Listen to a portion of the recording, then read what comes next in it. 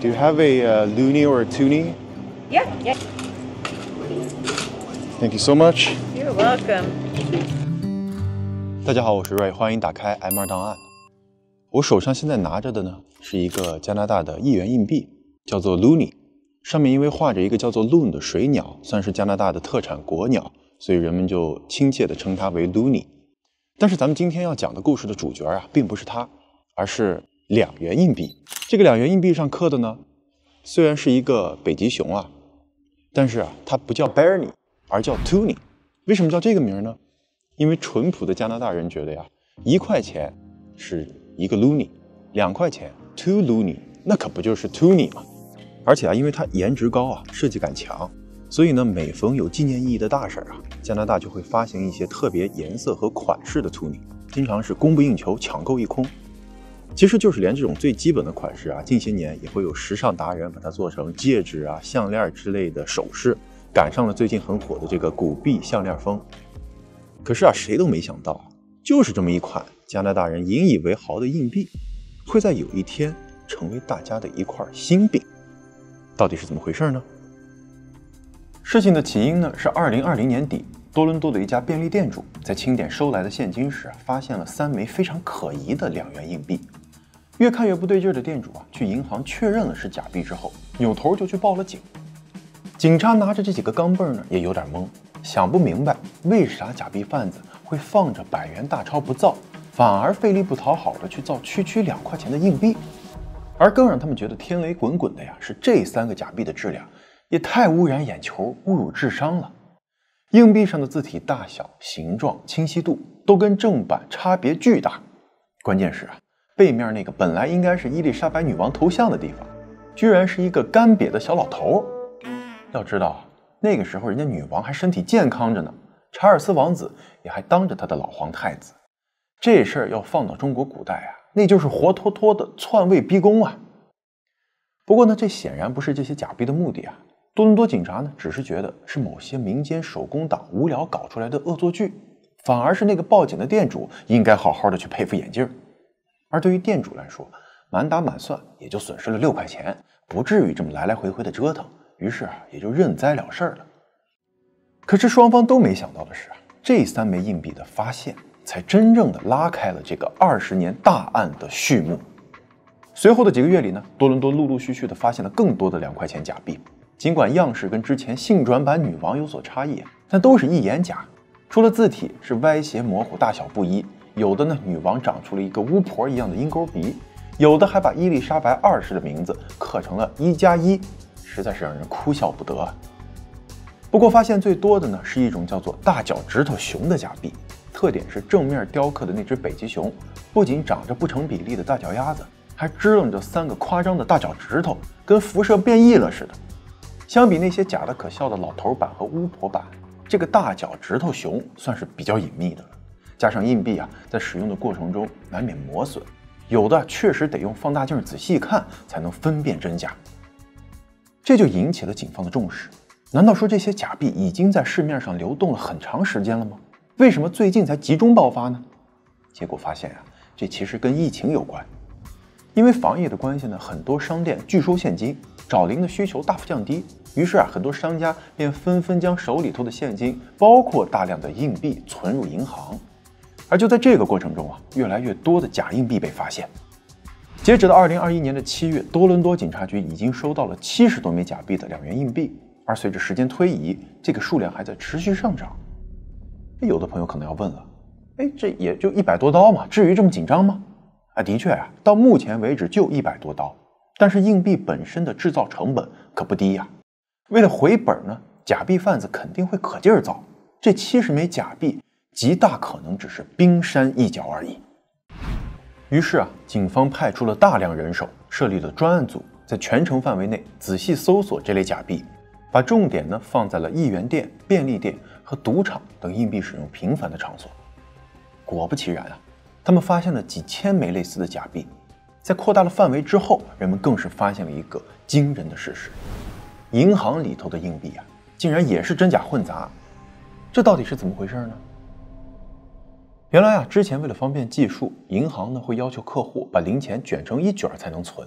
很多时候啊，银行只会对这些硬币进行抽查和称重，这一卷里面夹杂着几个假的，根本无从察觉呀。而这些硬币呢，又会在重新包装后发放给那些前来取钱和换钱的客户。在随机抽查的10几家银行里，几乎都有假币的踪影。最夸张的呀，是一卷50枚里头，居然有27个是假的。而谁会想到从银行里头取出来的钱是假钱呢？就这样一进一出啊，带着银行盖章的假硬币彻底攻占了市场，达到了假作真实真亦假的境界。那么问题来了，到底市面上有多少2块钱是假的呢？警方的专家在检验了假币的数量和磨损程度之后啊，给出的结论是，这些假币啊，可能最早在2000年左右就在市面上流通了，前后跨度20余年，而且啊，在多伦多及其周边，至少5%以上的2元硬币都是假的。那这也就意味着有100万甚至上千万枚假硬币正分散在加拿大各地，几乎每个人都在无意中接收并且使用过呀。但是呢，仔细想想，这事儿啊也不怪大家麻痹大意，而是被犯罪分子啊钻了一个心理上的空子。因为一般来说啊，当你收到一张100元大钞的时候，多少会看一眼啊，用手搓一搓质感啥的。可是如果换成2块钱的硬币呢？绝大多数人啊都会随手丢进口袋，根本就不会看一眼。哪怕是被自动贩卖机拒收了，第一反应也是机器出了故障。再加上啊2块钱硬币本身的特殊设计，更是会让人只要是扫一眼大小颜色就能直接过，哪会有人仔细研究女王的鼻头尖不尖，北极熊的脚趾大不大呀？于是啊，这些假币就这么不知不觉地流动了10几20年。这么大的造假规模，明显已经远远超出恶作剧的范畴了。要知道，为了做出一枚硬币呢，得有开模、融化、铸造、打磨等一系列的工序，连一般的中小型铸造厂都够呛能完成，关键还能持续制造输出20年不被发现。唯一的可能啊，就是这些假币都是在国外制作的，再流入的加拿大。于是啊，加拿大骑警联系上了南边美国的 FBI 以及更南边的墨西哥警方，但是得到的答复都是呢，俺们这儿的假币贩子呀，对本土的需求都是供不应求，没有要搞出口创汇的意思啊。可是不仅是这些假币的来源成谜啊，另一个问题更加诡异，那就是这些假币不仅尺寸、重量都跟真币是一模一样，就连金属的成分配比都相差无几，明显技术过硬啊。可是呢，在假币的图样上却出现了伊丽莎白1+1、女王化身小老头这样的可笑错误，就连那个大脚趾头熊啊，也是肉眼可见的明显纰漏。那你说，既然成本都投进去那么多了，就不能花点心思弄个好点的模子吗？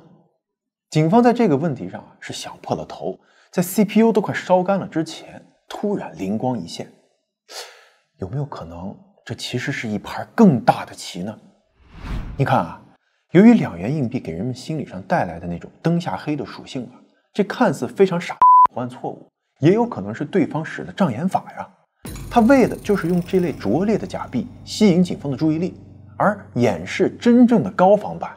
搞不好啊，远不止5%啊！咱们市面上不会都是假币吧？想到如此恐怖的可能性呢，加拿大的国家安全局就介入了。搞不好啊，这是国外敌对势力想要扰乱我们货币啊！只有国家级别的大型铸币工厂才能有这么强大的制造力啊！可这背后会是谁呢？俄国人？中国人？伊朗土豪？还是传说中的光明会？不管了，先查了再说。在全国范围内啊，这么一通猛查，结果是有喜有忧。喜的呢是所幸没什么更牛逼的高仿品存在，尤其是2012年以后发行的正版硬币上，终于添加了防伪技术，用激光精细雕刻出了2片枫叶，所以几乎没有再出现假币。但坏消息是，在那些没有防伪标志的旧版硬币里，假币率高达10%，尤其是96年到2000年的硬币啊，更是真假参半，防不胜防。还有更坏的消息，由于2元硬币的质量实在太好，报废回收的数量很少，那些使用了20-30年的钱啊，被一双双手摸的是又旧又脏，反而看起来更像真的。而最坏的消息是啊，你别说找出这些假币的来源了，就连市面上将它们彻底回收都完全做不到啊，因为加拿大造币厂并没有这个效率，能在短时间内造出一大批新版的防伪硬币。而那个终极问题依然得不到解答：如果是敌对国家出手攻击加拿大的金融系统，他为什么要造钢镚呢？100元大钞它不香吗？不过由于疫情越来越多的人开始用电子货币了，现金交易就大大降低。所以呢，警方一方面要求银行和商家提高警惕，收到2元硬币一定要仔细检查；一方面开始了耐心的守株待兔。他们相信这些假币已经在过去20年间做到了畅通无阻，那么对方肯定不会轻易收手的。结果这一等就等了快2年，直到2023年1月，魁北克警方发出通告，终于查获了一批2元假硬币。本来嘛，作为隔壁邻居，安省出现的假币能流通到魁省也是意料之中。但这次情况特殊魁省是一口气发现了1万多枚假币，而发现的过程更是充满了戏剧性。事情发生在圣诞购物季，蒙特利尔以北70多公里的一处小镇镇上最大工具店的老板这天接了一单生意，对方想要买一个除血机。在测试到满意的一款并讲好的价格以后呢，顾客突然提出能不能现金交易。那个时候疫情已经基本结束了，所有的防疫限制呢都已经取消，所以老板几乎想都没想就答应了。结果只见那个人转身就从开来的皮卡里脱下来了一个装的鼓鼓囊囊的超大号书包，书包里装钱买的还是除血机，只能说这个客人的操作非常的加拿大。只见他拉开书包的拉链，里面居然是满满一包2块钱硬币他哗啦啦往桌上一倒，那架势堪比小学生终于打碎了存了1年的存钱罐。你说说，现金支付现在变成了零钱支付，老板当下也抹不开面子拒收，于是呢，只能带着手下的几名员工放下手里的活一起来清点对方带来的这1000多枚硬币吧。可是越数呢，他越觉得不对劲儿，怀疑自己是不是老眼昏花了呀？怎么这些硬币上的北极熊是越看越别扭呢？于是老板长了个心眼儿，说现在光线太暗了，也快到了关门的时候，不然我陪你走一趟，咱们去镇上的银行直接存进去。一听要去银行对方的神色立刻就不自然了。在几次想要说服店主收下未果之后，他干脆就把硬币装回了袋子里，表示我不买了我不买了还不行吗？然后跳上车一溜烟开走了。老板呢捡起了他掉落的1枚硬币，第2天就去银行里检验，结果不出所料就是假的。由于小镇满打满算就几百号人，那位顾客说起来还跟老板多少有点交集，这更让老板气不打一处来这可不就是妥妥的杀熟吗？于是他毫不犹豫地报了警，并且还提供了那个人的名字和家庭住址。随后警方果然从他家里头搜出来了那1000多枚没花出去的假币。而问起这些假币的来源呢，大哥的回答非常雷人说我以每个1块钱的价格在二手闲置网上买的呀。那听了这话，警察无力吐槽这年头钱居然也能闲置，二手半价。说你是不是知假买假，就是想故意用假币来着？结果人家大哥开启了智商欠费模式，说我也没想那么多这不看见便宜就买了吗？我听说到了圣诞购物季，连商店的购物卡都能打折拿下，所以合计着钢镚也应该差不多一个道理。谁知道这么不好使，想买个除血机，老板都没卖给我。这2天我正在家里愁这堆钱咋花呢。警察只好现场普法你使用假币是违法行为，搞不好要吃牢饭的。不过看你这一副大聪明的样子给你一个将功补过的机会吧，说这从谁那儿买的？本来以为网上买假币就够离谱了，结果没想到这个大哥居然还是同城面交。那个卖给他假币的人名叫 Jean-François，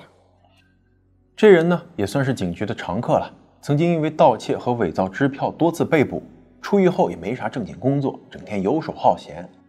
他在3年前呢，在蒙特利尔注册了一个叫魁省卡片的公司，经营的项目是进出口游戏和玩具相关的零部件，还在邮局旁边租了一个小仓库来存放货物。负责假钞案的骑警经过分析后觉得你看这么小一个地方，不太可能是假币源头，这个张方索很大几率也就是个几道贩子而已，所以咱们不如放长线钓大鱼，找出他的进货渠道。别说1个月后，还真从海关那儿得到消息，这个人呢有一个从中国广州寄来的包裹，报关单上说啊，里面是金属制徽章，就跟动画片《飞屋历险记》里头小男孩别在衣服上的童军徽章是同一个类型。圆形的徽章，圆形的硬币，这俩之间的关联啊，简直是呼之欲出了。而随着海关开包检查，没有悬念的，里面装着的是500枚假2元硬币，还是发现最多的大脚趾头北极熊款。之后呢，又在他的家里和那个小仓库里搜出了上万枚假硬币以及10几张美元纸币。当然了，那些美元经过检验，其实也是假的。面对这一大堆假币啊，一开始让方索瓦还狡辩说啊，这些其实都是作为收藏用的仿品，网上出售的呢，也是爱好者之间相互交流，并不是贩卖假币。对此啊，警方当然是嗤之以鼻啊，谁会收藏1万多个假币啊？而且一交流就是1000多，你哥几个是要用这些硬币砌墙还是咋的呀？于是呢，他又辩解了，这些啊是他销售的一款类似于大富翁桌游里面需要使用的游戏币而已，因为想要更贴近生活，所以才设计成了2元硬币的样子。看他如此油盐不进，强词夺理，警方只能找来了先前那个除血机大哥，让2人当面对质一下。而在得知了大哥是如何被抓到的时候，让方索瓦彻底崩溃了，说您啊拿1000多硬币去买东西，用的还全部是假币啊，您好歹也掺点真的在里面搭配一下呀，你扛着一大包钢镚，人家不怀疑才怪呢。面对这样的猪队友啊，让方索瓦也终于破防了。他打开了自己的电脑，熟门熟路的点开了阿里巴巴，在搜索栏中敲入加拿大、纪念币、游戏币、2元等关键字后，很快就跳出了上百个购买链接，价格呢从几毛到1块不等，有的批发价呀，一个只要加币5分钱。当初他的确是因为想要批发点义乌小商品过来卖，结果却在网上无意中发现了长得非常像2元硬币的游戏币，于是就动了这个想要鱼目混珠的念头。不过呢，他也承认说，尽管几乎所有的卖家都标榜自己高品质啊、高仿真，但是实际上到手货不对版的简直不要太多，有的甚至根本就是个轻飘飘的塑料片，别说以假乱真当钱花了，丢水里啊都不带沉底儿的。他呢也是前前后后测试了好多家，花了不少冤枉钱，最后才找到了一家质感颜色都非常像正品的。先是在几间杂货铺和咖啡店里做了实验，结果发现根本就没引起怀疑，于是胆子就肥了起来。不仅是日常花销都用这种假硬币，还隔一阵啊就会去赌场报到，将这些2元硬币作为筹码一进一出洗成真钱。随着他的胃口越来越大，还专门注册了这个空投公司，以进口游戏币、童军徽章为幌子，大量的买入假硬币，每年都有10多万的入账，简直做到了假币的财务自由啊！可是，一切啊，却随着疫情的到来而陷入了停滞。先是很多商家拒收现金了，银行呢也对存进来的钱严加检测，最后就连赌场都关了，这让方索瓦的消费渠道大大的缩水。可是呢，他又已经挥霍成了习惯，于是想说啊，要不干脆把这些假币卖了吧，让别人来花。尽管自己这边呢看着像是贱卖了，但是由于实际的进货价更便宜，只要走量还是有很大的赚头的。作为中间贩子，简直是一本万利。由于害怕遇到警方的卧底，所以呢，他只是小心的挑了几个同城的买家来进行，并且跟这些人嘱咐，这钱千万不能指着一个点花，更不能存银行，只有细水才能长流。结果出师不利，就遇上了一个傻子，只把不能存银行这一条给听进去了，别的完全当放屁，一出手就给人抓了现行。尽管让方索瓦对持有和使用假币这2项罪名认罪，但是警方却不认为他是这个规模庞大的假币案的主谋。原因呢，是他从3年前才开始进口和使用的，而之前也说过了，这些假币早在20多年前就有了，而且根据出现的频率和范围，更大规模的假币集团应该藏在安省才对啊。为了给自己争取减刑呢，让方索瓦主动提供线索，说跟他干类似勾当的人啊，其实网上有个私密抱团的小群，俗称假币圈，时不时啊还会凑在一起交流一下如何把假钱花出去的心得，以及如何搞到更像真钱的假硬币。这个圈子里头啊，有个大神级别的人物，据说他自打1996年第1款2元硬币问世以来就开始造假了。甭管是老头版女王，还是伊丽莎白1+1，或者现在流行的大脚趾头熊，都是用他设计出的模具反复试验优化后才拿去中国给制造出来的，堪称是这一行的祖师爷啊。这个假币大师好像真就住在多伦多，而且呢，他上一次无意间夸口说自己在银行也有内线，再多的假钱都能当真钱一样给存进去。一听这话警察顿时来了兴致，赶紧跟他打听这个祖师爷到底叫啥名，你知道不？结果让方斯瓦摇摇头，这种神一样的人物，我等喽啰只能顶礼膜拜哪敢问他的名啊？不过据我所知就是圈子里头跟他最亲近的人，也都只敢叫他一声他。啥？他？警察觉得这简直比狂徒张三还要离谱啊！不过看让方斯瓦那边实在是问不出啥了，于是只能把这个信息又传给了多伦多警方，尤其强调说银行有内鬼，故意放行这些假币。根据这个线索呢，一路查下去，多伦多警方还真的在银行金库中发现了2批2021年7月以及11月存入的假硬币，而存钱的呢，是一个名叫何代雄的69岁华裔男子。闹了半天那个假币圈子里的神秘大佬他，居然是因为大爷姓何 he 他，这到底是一个什么样的地域谐音梗啊？而面对找上门的警察呢，何大爷很配合，交出了手里头还没来得及出手的数千枚硬币，而这些钱大部分还是藏在他家的几口电饭锅中的。不过何大爷却否认了这些假币是他做的模具，他表示中国那边的厂商不仅是竞争激烈，技术也非常牛逼你只要给他们一张高清图，再附上大小、尺寸、重量，就能给你复刻个8、9不离10了。那么问题来了既然中国那边的工厂技术这么牛逼，为什么会出现那些看上去让人啼笑皆非的纰漏呢？原来那些看上去非常拙劣的错误，其实是大爷下订单的时候故意要求的。原因就是你搞得太像了，那可不就成真的造假币了吗？那可是重罪所以一定要弄出些和真的明显不一样的地方出来。那么即使被抓到了，也可以说这是游戏币纪念币，减轻罪责嘛。类似于你在仿真枪上贴的那个红点点。这一番话听得警察都愣了，说居然还有假币贩子主动要求不要造的那么像的，这算不算是给中国制造打了一个另类的广告呢？也正因如此大爷制造假币这个罪名最后被控方取消了，警方仅对他提出了持有并使用假币的指控，大爷表示认罪，被处以10万元的罚金。而鉴于他的年龄和身体状况呢，将会以监视居住来代替坐牢。于是这个折腾了全国、惊动了国安局的2块钱假币大案，最后就是以这样一个雷声大雨点小的结果而告一段落。只是大爷背后是否还有大妈，这个他之后还有没有那个他，那就不得而知了。最后想多提醒一下加拿大的小伙伴们，万一手里头真的有这种大脚趾头熊假币该咋办？